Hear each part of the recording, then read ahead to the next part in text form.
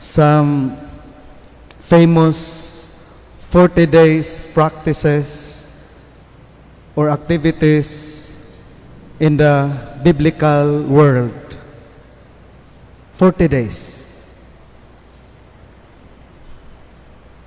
After Jesus was baptized, he went to the deserted place for 40 days in order to fast.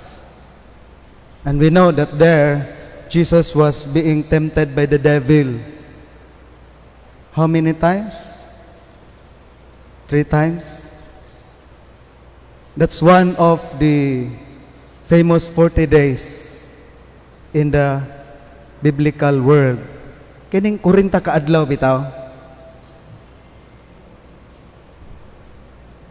When Jesus was resurrected from the dead, he stayed with his disciples before he went back to heaven for 40 days. And now, starting today, very familiar in the activity of the church, starting today until Palm Sunday, we are given 40 days. Monang ay mong katingala, kung mamatay mo, i-celebrate sa inyong pamilya ang pangurinta. Mutanas lang, anong ngurinta man na? Gisunod lang nato ang practice sa Biblia. And this 40 days is an opportune time. It's a good time that God has given to each one of us to stop and examine oneself. What have become of you after all these years as baptized Christian? What have become of you? We are fortunate enough to be given these 40 days of somewhat a kind of retreat that we pause for a while. Ash Wednesday is a starting day of Lenten season. 40 days. Paspas kay na siya mudagan. And Lenten season is being inaugurated or always begin with putting of ashes on our forehead as we used to do it. But at this time, because of pandemic, we put ashes on our head. But actually, in the biblical world, if you look at the Gospel of St. Luke, chapter 10, verse 13, nag-ingon diha, maingon sa Jesus ngadto sa mga tao, ingon siya, kaluoy ninyo, Kurasin, Bethsaida, nga kon ang mga milagro gihimo pa didto sa Tiro og Sidon, dugay na unta ang mga tao didto nga naghinulsol sa ilang sala, nagsulob silag sako ug nagbutang og abo sa ilang ulo. Butang og abo. So, Ash Wednesday and this 40 days of reflection is a moment for us to look at ourselves and renew ourselves. It's a time to repent. Ang kanang abo nga ibutang sa atong ulo, simbolo na siya sa paghinulsol. An external act that will lead us into good internal disposition so that once again we will be connected and have good relationship with our Almighty God. That the ash that we received this afternoon, in a short while, will remind us that our body is composed of matter. Matter that will decay. Nga kita ba, abog. Ang atong lawas, gikan sa abog, ug sa abog mo pauli. Sa laktod nga pagkasulti, kanang abog nga ibutang sa atong ulo, pahinomdom na nato, nga sa madugay sa madali, kaning atong lawas, madugta. And in the whole year round, we pamper our bodies with, how we pampered our bodies with good foods. We eat a lot of litson, no? We love to eat ice creams and chocolates. We pampered our bodies. And we take care and enjoy our senses. We engage in sports, gym. Karon uso na kaing bike, daghan ng taong nangaligsan, no? We love so much our body. We invested so much with our material body.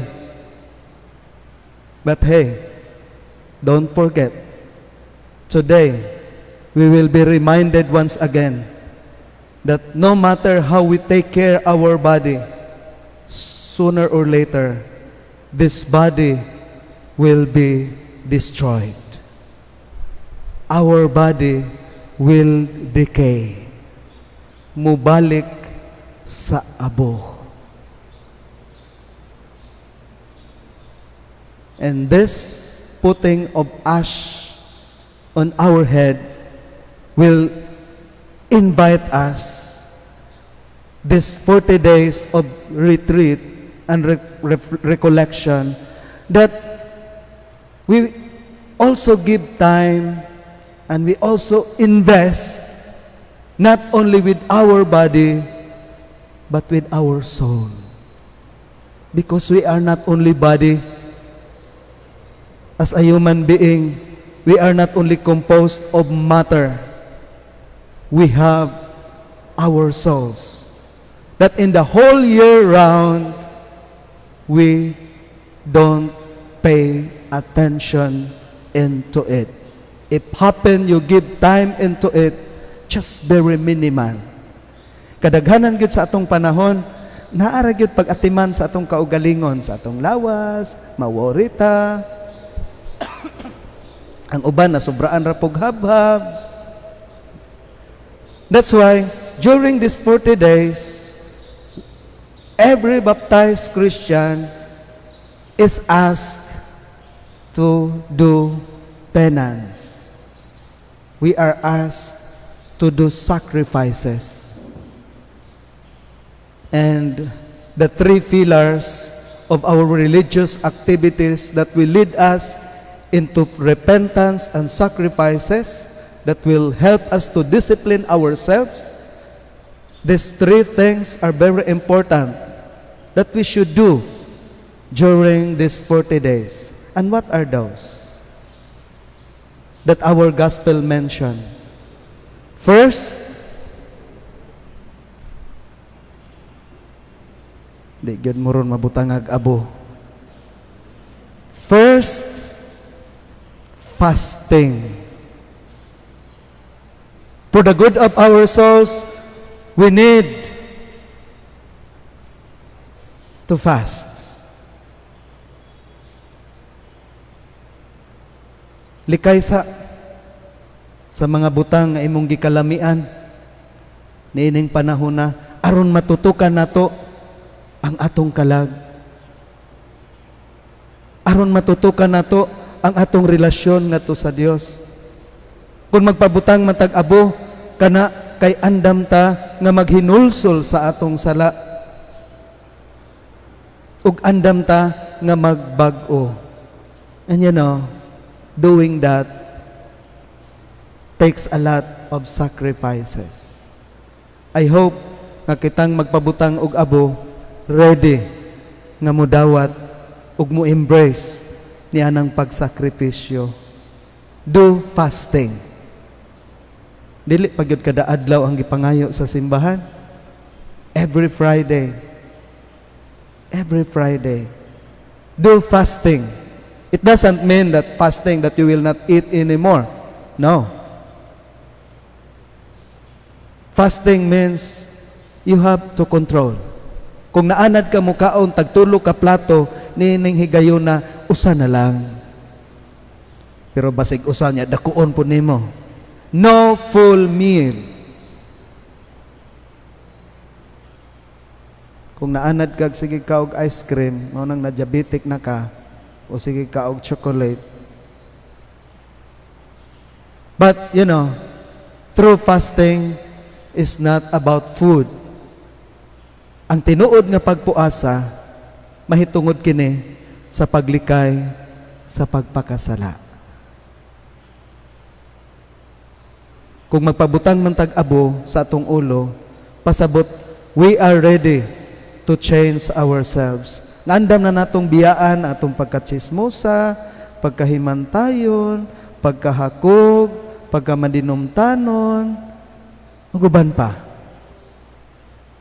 And then we are ready to embrace the Christian virtues.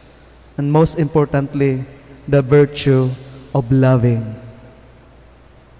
The second activity that we should do during the 40 days is prayer. Spend a lot of time in prayer. For the whole year, we are spending so much time with internet, with our works, with our business. This is the right time for us to be with our God, with ourselves and with our God and with our family. Pray together. Give ample time to the Lord and to the people around you. Ayaw palabian ng kalibutanong butang. Na ko'y nakita sa FB ba, nahitabo mo daw to sa Davao, na murag hapit nito, gid akong luha, wa ko kabantay. Nga sa kabisi sa mga ginikanan, wala na sila'y panahon silang anak, nga gibilin lang sa ilang balay. Nga wa damha ang dakong disgrasya nga nasunog. Nasunog ang iyang upat ka anak. Kay way nabilin dito. Nya nadunggan nila nga nasinggit ang mga anak. Matabang kay init kaayo. And they all burned alive. Saan ito nimo imong kwarta? Wala na imong mahal sa kinabuhi. Munang, unsaon man na nimong bahandi that at the end of the day, you lose your soul. Munang giingon, unsaon man ang maangkon nimo ang tibuok kalibutan, apan mawala kanimo ang imong kalag. So give time to pray. And the third practice, one of the pillars of religious activities that being asked of us during this Lenten season is the almsgiving. Be generous. We receive so much from God that so many times and most often we take for granted. No, naganit ta nakahatag og pasalamat sa Ginoo sa mga grasya nga atong nadawat. Gani imbes magpasalamat, magsige hinuon tag ingon, Lord, kulang pa. Di ka pasalamat nga karon buhi pa ka, nga wa jud ka na COVID, sobra na tuig, kada kong gasa ana, kanang unyag matagay na ko sa kabuntag, makana ko, Lord, thank you. Thank you for this another day to serve you. Sobra na tuig, si kog misag patay, kasal, wa gyud ko na COVID. It's all because of you. And thank you so much. But if tomorrow I will die of COVID, it's okay. Is it okay for you? Have you given your praise and thanksgiving to the Lord for all the blessings that you have received? Do it by sharing what you have. Almsgiving. Paghatag. Labi na niadtong mga nanginahanglan.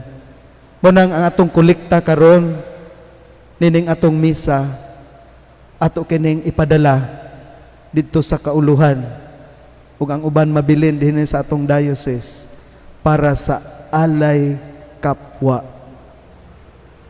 Sa tibuok tuig atong kaugalingon ang atong gihuna-huna. Hinumdumi ang kanta nga nagkanayon, walang sino man ang nabubuhay para sa sarili lamang. Tayong lahat ay may pananagutan sa isa't isa. Share, and you will receive the greatest reward from the Lord.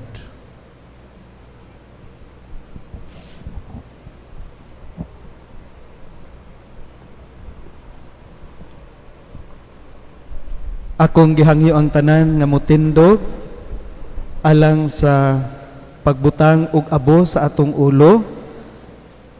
Nining higayuna dili badlis kun dili ibutang sa inyong ulo, ay lang mo kaligo dayon o ay lang sudlaya unyag uli.